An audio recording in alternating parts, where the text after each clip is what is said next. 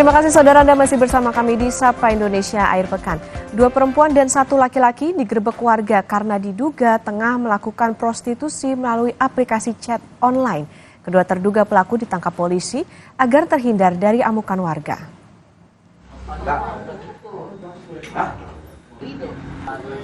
Dua perempuan dan 1 laki-laki ini digerebek di sebuah rumah kontrakan daerah Cipadu Jaya, Kota Tangerang, Banten. Warga mengaku curiga karena di rumah kontrakan itu sering kedatangan tamu pria berbeda setiap harinya. Untuk menghindari amukan warga, kini ketiganya dibawa polisi untuk diperiksa di Polsek Ciledug, Tangerang. Masuk 2.000 aja lu. Mana belum keluar lagi. Berkedoknya apa, Pak RW? Kalau masalah berkedoknya, karena memang ini kita juga baru informasi sekarang ini. Ya. Atas laporan warga?